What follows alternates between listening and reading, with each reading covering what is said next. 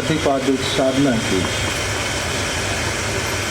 यहाँ पर उनकी अमृत धारा बह रही है।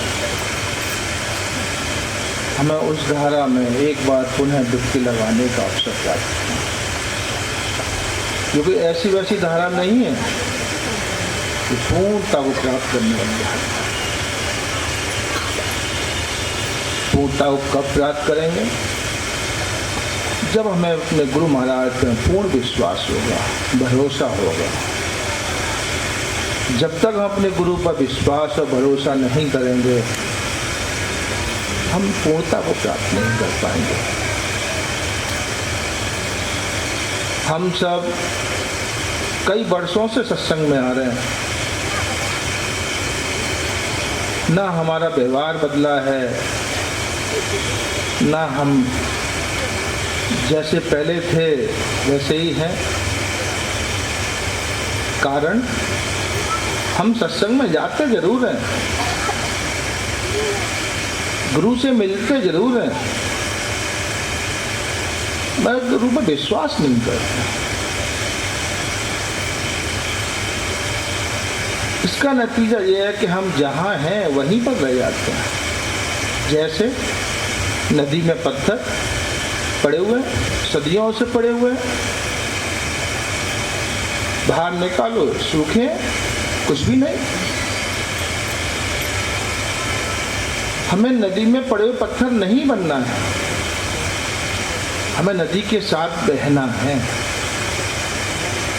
जब हम नदी के साथ बहेंगे तो बहते बहते हमारे सारे गुण समाप्त होते चले जाएंगे और पत्थर सारे विराम बन जाएंगे। हमें भी अपने गुरु महाराज की अमृत धारा में बहना है, रुकना नहीं है। रुक जाएंगे तो हम वहीं पर खत्म हो जाएंगे। बड़े भाग्य मानुष तन पावा, बड़े भाग्य से हमें मनुष्य का जीवन प्राप्त हुआ।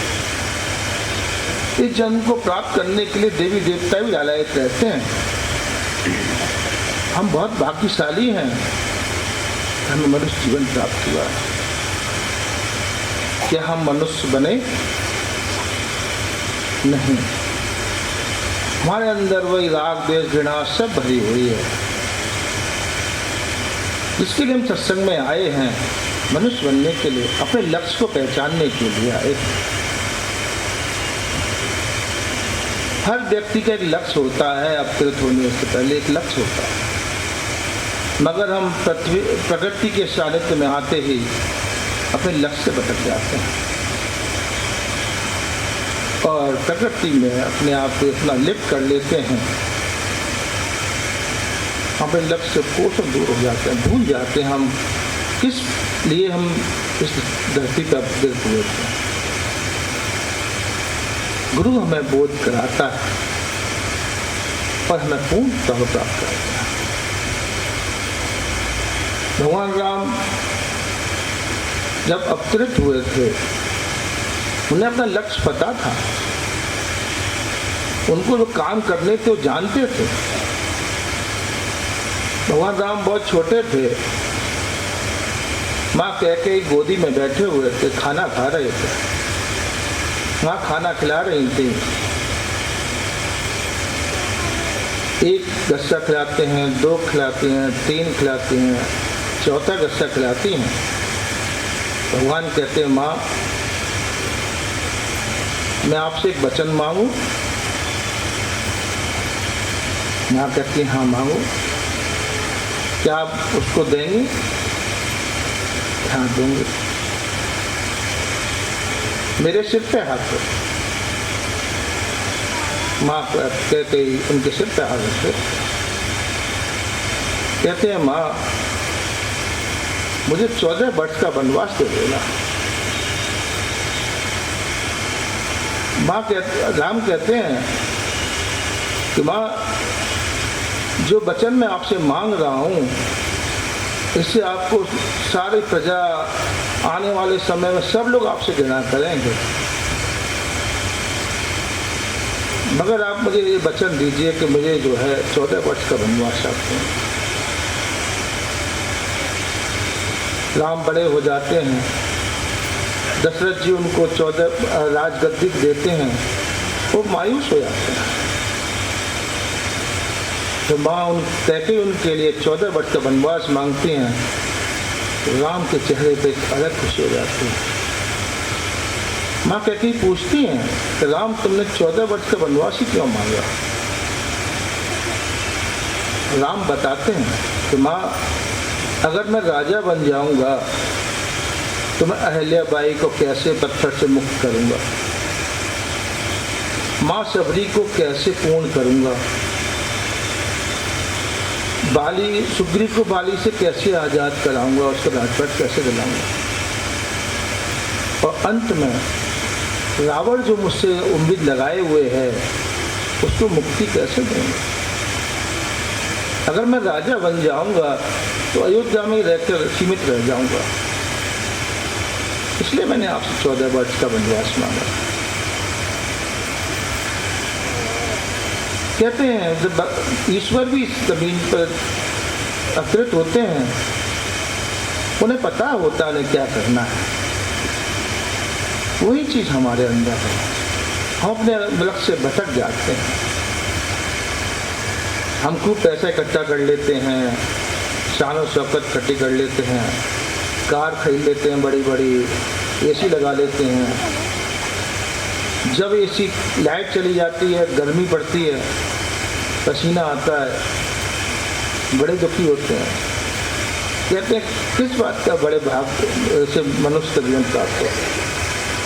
यहाँ तो अशांति अशांति, ये किसने इकट्ठी की? ये हमने इकट्ठी की, ये कोई और ने नहीं दिया। हम जितना प्रकृति को अपने अंदर लेते जाएंगे, अशांति उतनी अंदर हमारे बढ़ती जाएगी। परम पिताजी कहते हैं हमारा जीवन 2 तत्वों से मिलकर बना है, प्रकृति और आत्मा।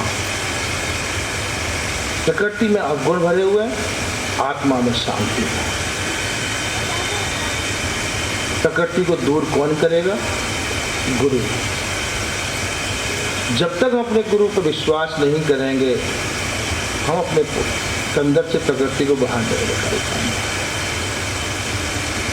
माँ सबरी के बारे में जानते ही हैं आप। उनके गुरु ने कहा कि तुम्हारी कुटिया में एक दिन भगवान आएंगे। उन्हें अपने गुरु पर इतना विश्वास था, भरोसा था कि मेरे गुरु ने कहा है मेरी कुटिया में भगवान आए। हुआ भी भाई, एक दिन भगवान राम माँ सबरी कुटिया में आ गए। विश्वास करना पड़ेगा। जब तक हम विश्वास नहीं करेंगे, हम पूर्णता को प्राप्त नहीं कर पाएंगे। अध्यात्म ज्ञान यही सिखाता है। अध्यात्म ज्ञान कोई किताबों में नहीं लिखा हुआ, ये हमारे आपके व्यवहार में है। मैं आपसे मीठा व्यवहार करूंगा, सबसे मीठा बोलूंगा, सबका भला चाहूंगा, यही अध्यात्म ज्ञान है। आपने सुना ही होगा जो संत होते हैं बोलते कड़वा हैं, वो सुनते कड़वा हैं, बोलते मीठा है। वो चीज से हमारे अंदर आया।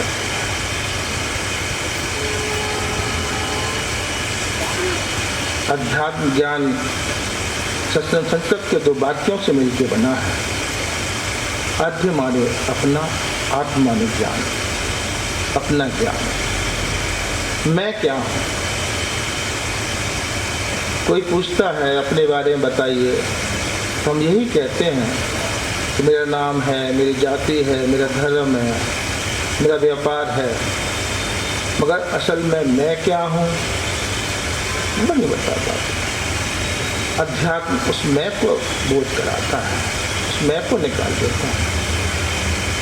एक बार राजा जनक अपने महल में बैठे सो रहे थे, तो एक स्वप्न देखते हैं, पड़ोस के एक राजा ने उन पर आक्रमण कर दिया। राजा जनक की सारी सेना जो है समाप्त हो गई है। राजा जनक अकेले रह गए। देखते हैं जिस राजा ने उन्हें आक्रमण किया वो उनके पीछे तलवार लेके भागता है। राजा जनक अपनी जान बचाते हुए भागते चले जाते हैं। कई दिन तक भागते रहते हैं। भागते भागते जंगल में पहुंच जाते हैं। उनकी स्थिति ऐसी हो गई थी, उनको खाने को कुछ ना मिले तो उनके प्राण निकल जाए। राजा जनक चारों दिशाओं में देखते हैं। एक दिशा में उन्हें धुआं उठता दिखाई देता है, राजा उसी दिशा में चल देते हैं। वहां देखते हैं लंबी लाइन लगी हुई है। राजा भी लाइन में लग जाते हैं। जब राजा का नंबर आता है, खाना समाप्त हो जाता है। राजा कहते हैं कि भाई मैं कई दिनों से भूखा हूं, मुझे खाने को नहीं मिलेगा तो मेरे प्राण निकल जाएंगे। तो खाना दे रहा था कहता है भाई खाना समाप्त हो गया है, अब तुम जाओ। राजा आग्रह करते हैं कोई भी कल का सवेरे का बच्चा कुचा कुछ भी वो दे दो। कहते मेरे पास जली हुई खिचड़ी है, अगर तुम चाहो तो वो ले लो। राजा कहते वही दे दो। राजा जैसे खिचड़ी खाने को होता है, ऊपर से चीर आती है और झपट्टा मार के उसका खाना आप देख जा सकते हैं। राजा की चीख निकल जाती।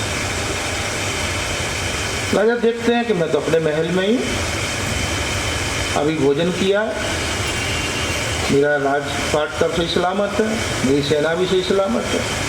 ये क्या था? अभी मैं राजा हूं, कुछ देर पहले स्वप्न देख रहा हूं, उसमें मैं भिखारी हूं, खाने को ना मिले मेरे प्राण निकल रहे हैं। अभी मैंने अच्छा भोजन किया, ये क्या है? राजा इसी देव में रात पर सो नहीं पाते। सुबह दरबार में अपने मंत्रियों को सारी बात बताते हैं, उसका उत्तर कोई नहीं दे पाता। बड़ा चिंतित रहने लगते हैं। एक दिन उनके गुरु उनके महल में आते हैं, उन्हें अपनी बता बताते हैं। वो कहते हैं राजन, ना तुम राजा हो ना तुम भिखारी हो, तुम अपने मैं को भूल गए हो, अपने मैं को पहचानो, आत्मज्ञान प्राप्त करो। राजा नगर में ढिंढोरा पिटवा देते हैं, जो मुझे कोई आत्मज्ञान का बोध कराएगा मैं उसको आधा राज दे दूंगा। साथ में एक शर्त भी रख देते हैं, अगर मुझे कोई नहीं ज्ञान प्राप्त नहीं करा पाएगा उसको आजीवन कारावास में डाल दिया जाएगा। कई विद्वान लोग आए, महर्षि आए, कोई भी राजा को आत्मज्ञान का बोध नहीं करा पाए, सबको उन्होंने कारागार में डाल दिया। आखिर में अष्टावक्र जी अपनी माँ से कहते हैं, माँ मैं राजा को ज्ञान का बोध कराऊंगा। माँ कहते बेटा तुम्हारे पिताजी भी गए थे इस ज्ञान को बोध कराने के लिए, वो भी वापस नहीं आए, तुम क्या करोगे? तो नहीं माँ मैं जाऊंगा। तो पहुंचते हैं महल में, सब उनको देखकर हंसते हैं, वो भी हंसते हैं। राजा जनक पूछते हैं भाई तुम क्यों हंसे? तो साहब ये मुझे देख के हंसे, मैं इनको देख के हंसा था। राजा कहते हैं अच्छा मुझे ज्ञान कैसे कराओगे? अष्टावक्र जी कहते हैं राजन आपकी शर्त ही गलत है, आप आधा राज दे रहे हैं, पूरा राज देंगे तब मैं आपको ज्ञान कराऊंगा। राजा जनक पूरा ज्ञान पूरा राजपाट उनके नाम कर देते हैं, उनको पूर्ण खाली करके आत्मज्ञान का बहुत है। आखिर में पूछते हैं कि राजन गुरु दक्षिणा में क्या दोगे? कहते हैं राजपाट से धन मंगा के आपको देते हैं। उनने कहा नहीं, मुझे तुम्हारा मन चाहिए। जब तुम्हारा मन मेरा हो जाएगा, तुम अपने मन को मेरे मन में मिला दोगे तो पूर्ण ज्ञान प्राप्त हो जाएगा। और राजा को पूर्ण ज्ञान प्राप्त करके उन्होंने पूर्ण कर दिया। हम सब लोग भी उन्हीं गुरु महाराज के दरबार में बैठे हैं। हमारे गुरु महाराज ने भी यही कहा, करना तुम्हें कुछ नहीं, बस मेरे समक्ष आके बैठ जाना है, जुड़ना है। जुड़ेंगे कैसे? हम अपने गुरु महाराज की बताई हुई साधना को निरंतर करते रहेंगे, हमारे अंदर बदलाव आते चले जाएंगे, कड़वाहट निकल जाएगी और हमारे अंदर मिठास बढ़ जाएगी। ये वो साधना है जो स्थूल की शुरुआत करते हैं, सूक्ष्म में जाते हैं, एक कारण में जाते हैं, एक कारण से परे परमात्मा मिल जाते हैं। हम सब लोग उन्हीं के दरबार में बैठे हैं, उनसे प्रार्थना करते हैं, हम सब पर दया करें, कृपा करें।